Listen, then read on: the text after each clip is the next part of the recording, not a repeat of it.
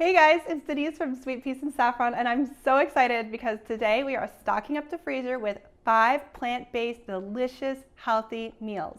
We love eating plant-based dinners 2 to 3 times a week, but when you look for freezer meals, often it feels like all the recipes out there are full of heavy ingredients. There's a lot of meat-based recipes, there's a lot of dairy-rich recipes, and there's a ton that are full of processed ingredients. So today we're gonna flip the switch and I'm showing you how to make 5 recipes that are full of wholesome ingredients, and they also happen to be plant-based. So 4 of these recipes that we are prepping are crockpot meals, so you will need a slow cooker when it comes to cooking them up. You will thaw the bags completely and dump them into the slow cooker.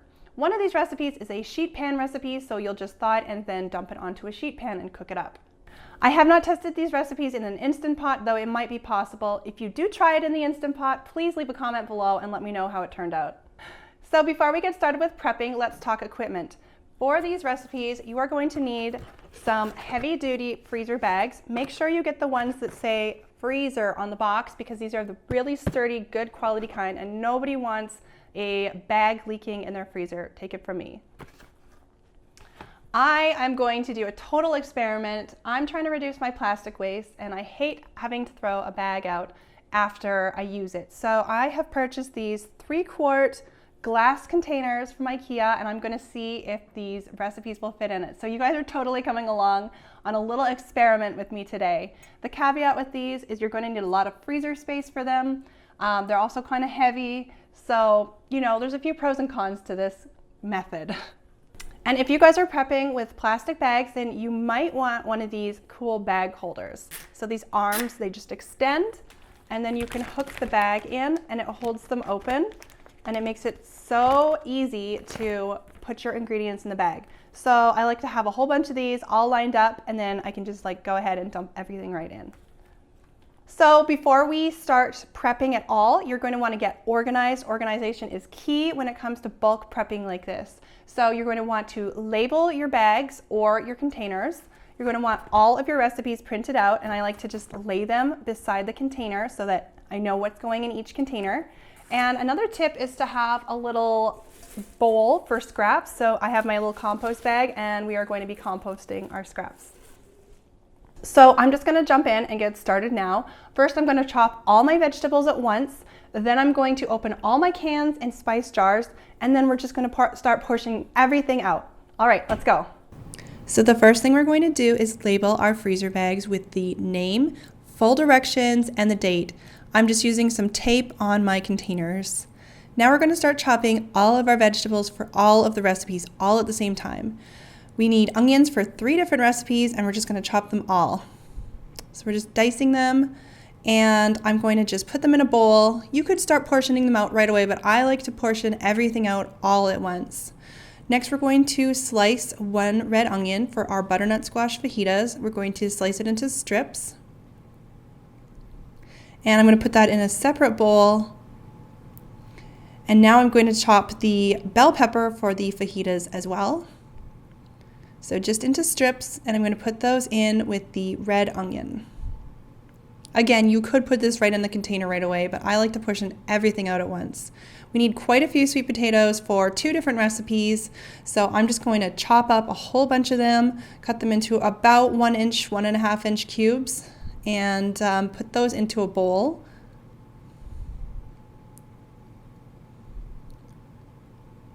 I'm going to peel 6 cloves of garlic and just set them aside, and I will mince them right into the containers. And for ginger, I don't even bother peeling it. I actually just grate it with the skin on. I wash the skin off, and that seems to work pretty well for me. So we are done all of our fresh ingredients. I am going to use frozen pre-chopped butternut squash, and that's a huge time saver. So now we're going to start opening all our cans. If you would like, you can drain and rinse your beans and your chickpeas, but I'm going to do that right before I add them to our containers. So I'm just going to open all the lids, and I'm going to open up all of my spice jars.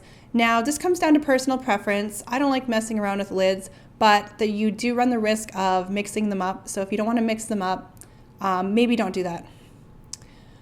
I am cubing some tofu for the tofu tikka masala, and the best thing is we don't need to press it or anything like that. So we're just gonna chop it up into about 1-inch cubes.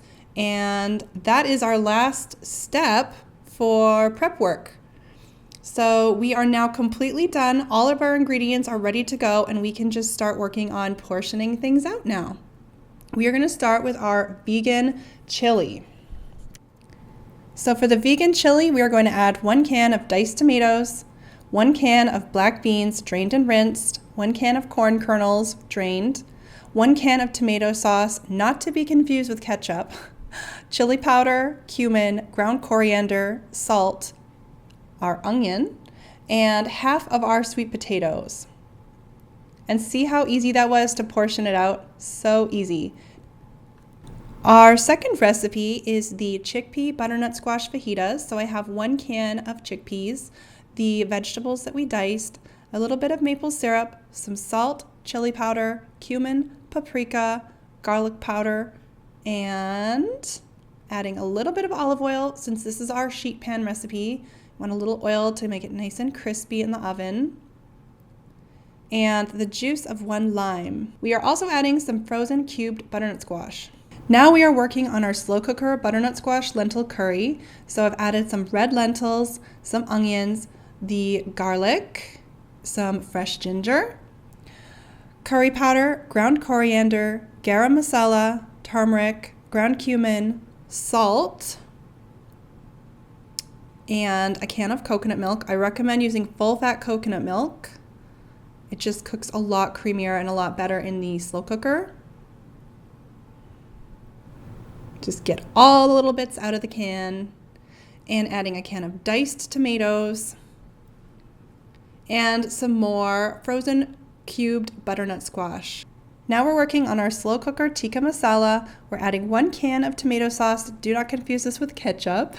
1 cup of coconut yogurt, ground cumin, garam masala, garlic powder, onion powder, paprika, ground coriander, salt, ginger, and cinnamon. So that's a lot of spices, and we're going to mix them all up, and then we're going to add our cubed tofu and just stir it to make sure that the tofu is covered in the sauce. And that's it for this one.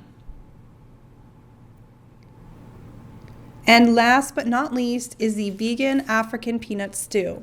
So we're adding 1 can of chickpeas, salt, cumin, ground coriander, cayenne, diced tomatoes, some of the sweet potatoes that were left over, half a cup of peanut butter. I'm actually using almond butter, but you can use either one.